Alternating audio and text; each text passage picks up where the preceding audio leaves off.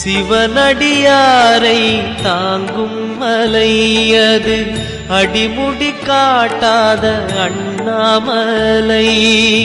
கிரிவலம் செய்யும் மடியவரெல்லாம் மனக்குறை நீங்கி வளமொடு வாழ வரம் தர ஏங்கும் குருமாமலை. அது கருணை குருவாழும் அண்ணாமலை. சிவனடியாரை தாங்கும் மலை அது அடிமுடி காட்டாத அண்ணாமலை.